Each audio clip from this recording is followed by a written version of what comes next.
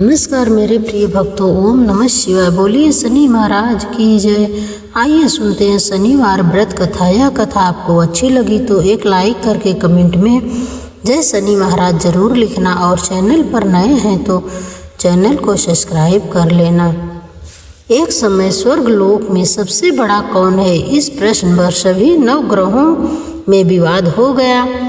इस पर फैसला करने के लिए सभी नवग्रह राजा इंद्र के पास पहुँचे और बोले, हे देवराज, आज आपको यह फैसला करना होगा कि हम में से सबसे बड़ा कौन है। ये प्रश्न सुनकर देवराज इंद्र उलझन में पड़ गए और उन्होंने इस पर फैसले को लेकर समर्थता जताते हुए सभी नवग्रहों को पृथ्वी लोक के राजा विक्रमादित्य के पास जाने को सुझाव दिया। सभी ग्रह भूलोक के राजा विक्रमादित्य के दरबार में पहुँचे और राजा विक्रमादित्य से अपने प्रश्न का सवाल पूछा, जिसको सुनकर राजा विक्रमादित्य भी कुछ देर के लिए परेशान हो उठे, क्योंकि सभी ग्रह अपनी अपनी शक्तियों के कारण महान थे। किसी को भी छोटा या बड़ा कहना उनके लिए परेशानी का कारण बन सकता था। तभी अचानक राजा विक्रमादित्य को एक उपाय सूझा और उन्होंने अलग अलग धातुओं जैसे सोना, चांदी, कांसा, तांबा, सीसा, रांगा, जस्ता, अभ्रक और लोहे के 9 आसन बनवाए। सबसे आगे सोना और सबसे पीछे लोहे के आसन को रखा गया। राजा ने सभी देवताओं को अपने अपने आसन पर बैठने को कहा। राजा विक्रमादित्य ने कहा, जो जिसका आसन हो ग्रहण करे। जिसका आसन सबसे पहले होगा वह सबसे बड़ा, और जिसका आसन सबसे बाद में होगा वह सबसे छोटा होगा। चूंकि लोहे का आसन सबसे पीछे था, इसलिए शनिदेव समझ गए कि राजा ने मुझे सबसे छोटा बना दिया है। इस फैसले से शनिदेव ने नाराज होकर बोले, हे राजन, तुमने मुझे सबसे पीछे बिठाकर मेरा अपमान किया है। तुम मेरी शक्तियों से परिचित नहीं हो। सूर्य एक राशि में 1 महीने, चंद्रमा 2 महीने 2 दिन, मंगल 1.5 महीने, बुध और शुक्र 1 महीने, बृहस्पति 13 महीने रहते हैं। लेकिन मैं किसी भी राशि पर 2.5 वर्ष से लेकर 7.5 वर्ष तक रहता हूँ। बड़े बड़े देवताओं को मैंने अपने प्रकोप से पीड़ित किया है। अब तू भी मेरे प्रकोप से सावधान रहना। इस पर राजा विक्रमादित्य ने कहा, जो कुछ भाग्य में होगा देखा जाएगा। कुछ समय बाद जब राजा विक्रमादित्य पर 7.5 की दशा आई तो शनिदेव ने घोड़े के व्यापारी का रूप धारण किया और बहुत से घोड़े को साथ लेकर विक्रमादित्य के नगर पहुँचे। राजा विक्रमादित्य उन घोड़ों को देखकर एक अच्छे से घोड़े को अपनी सवारी के लिए चुनकर उस पर चढ़ गए। राजा जैसे ही उस घोड़े पर सवार हुए, वह बिजली की गति से दौड़ पड़ा। तेजी से दौड़ता हुआ घोड़ा राजा को दूर एक जंगल में ले जाकर छोड़ दिया और फिर वहां राजा को गिराकर गायब हो गया। राजा अपने नगर लौटने के लिए जंगल में भटकने लगे, लेकिन राजा को कोई रास्ता नहीं मिला। राजा को बहुत तेज भूख प्यास लगी थी। जंगल में बहुत घूमने पर राजा को एक चरवाहा मिला। राजा ने उससे पानी मांगा। पानी पीकर राजा ने उस चरवाहे को अपनी अंगूठी दे दी और उससे रास्ता पूछकर जंगल से निकल कर पास के नगर में चल दिए। नगर पहुंचकर राजा एक सेठ की दुकान पर बैठ गया। राजा के कुछ देर दुकान पर बैठने से सेठ की बहुत बिक्री हुई। सेठ ने राजा को भाग्यवान समझा और उसे अपने घर भोजन पर ले गया। सेठ के घर में सोने का एक हार खूंटी पर लटका था। राजा को उस कमरे में छोड़कर सेठ कुछ देर के लिए बाहर चला गया। तभी राजा के देखते देखते खूंटी सोने के उस हार को निगल गई। सेठ ने जब हार गायब देखा तो उसने चोरी का संदेह राजा पर किया और अपने नौकरों से कहा कि इस परदेसी को रस्सियों से बांधकर नगर के राजा के पास ले चलो।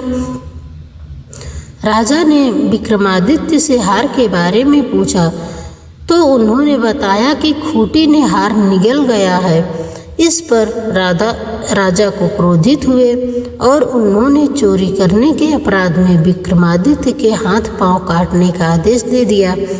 सैनिकों ने राजा विक्रमादित्य के हाथ पांव काटकर उन्हें सड़क पर छोड़ दिए। कुछ दिन बाद एक तेली उन्हें उठाकर अपने घर ले गया और उसे कोल्हू पर बिठा दिया। राजा आवाज़ देकर बैलों को हाँकता रहता। इस तरह तेली का बैल चलता रहता और राजा को भोजन मिलता रहा। शनि के प्रकोप की 7.5 पूरी होने पर वर्षा ऋतु प्रारंभ हुई। एक रात विक्रमादित्य मेघ मल्हार गा रहा था। तभी नगर की राजकुमारी मन भावनी रथ पर सवार उस घर के पास से गुजर रही थी। उसने मल्हार सुनी तो उसे अच्छा लगा, जिसके बाद राजकुमारी ने दासी को भेजकर गाने वाले को बुला लाने को कहा। दासी लौटकर राजकुमारी को बताया कि वह अपंग है, लेकिन राजकुमारी उसके मेघ मल्हार से मोहित हो गई थी, जिसके बाद सब कुछ जानते हुए भी उसने अपंग से विवाह करने का निश्चय किया। राजकुमारी ने अपने माता पिता से जब यह बात कही तो वह हैरान रह गए। उन्होंने राजकुमारी को बहुत समझाया, लेकिन राजकुमारी ने जिद नहीं छोड़ी और प्राण त्याग देने की बात कही। आखिरकार राजा रानी ने विवश होकर अपंग विक्रमादित्य से राजकुमारी का विवाह कर दिया। विवाह के बाद राजा विक्रमादित्य और राजकुमारी तेली के घर में रहने लगे। एक रात स्वप्न में शनि देव ने राजा से कहा, राजा, तुमने मेरा प्रकोप देख लिया। मैंने तुम्हें अपने अपमान का दंड दिया है। इस पर राजा ने शनिदेव से क्षमा मांगते हुए कहा, हे शनिदेव, आपने जितना दुख मुझे दिया है अन्य किसी को न देना और मुझे माफ़ कर देना। इस पर शनिदेव ने कहा, राजन, मैं तुम्हारी प्रार्थना को स्वीकार करता हूँ। जो कोई स्त्री पुरुष मेरी पूजा करेगा, कथा सुनेगा, जो नित्य ही मेरा ध्यान करेगा, चींटियों को आटा खिलाएगा, वह सभी प्रकार के कष्टों से मुक्त होगा और उसकी सब मनोकामनाएं पूर्ण होगी। अगले दिन प्रातःकाल राजा विक्रमादित्य की नींद खुली तो अपने हाथ पांव को देखकर राजा को बहुत खुशी हुई। उन्होंने मन ही मन शनिदेव को प्रणाम किया। राजकुमारी भी राजा के हाथ पांव सलामत देखकर आश्चर्य में डूब गई। तब राजा विक्रमादित्य ने अपना परिचय देते हुए शनिदेव के प्रकोप की सारी कहानी सुनाई। इधर जब सेठ को इस बारे में पता चला तो वह दौड़ता हुआ आया और राजा विक्रमादित्य के चरणों में गिरकर क्षमा मांगने लगा। राजा विक्रमादित्य ने उसे क्षमा कर दिया। वह जानते थे कि यह सब तो शनिदेव के प्रकोप के कारण हुआ था। सेठ राजा विक्रमादित्य को पुनः अपने घर ले गया और उसे भोजन कराया। भोजन करते समय वहाँ सबके सामने उसी खूंटी ने हार उगल दिया। सेठ ने भी अपनी बेटी का विवाह राजा के साथ कर दिया और बहुत से स्वर्ण आभूषण, धन आदि देकर राजा को विदा किया। राजा विक्रमादित्य राजकुमारी मनभावती और सेठ की बेटी के साथ अपने नगर वापस पहुँचे तो नगरवासियों ने हर्ष के साथ राजा का स्वागत किया।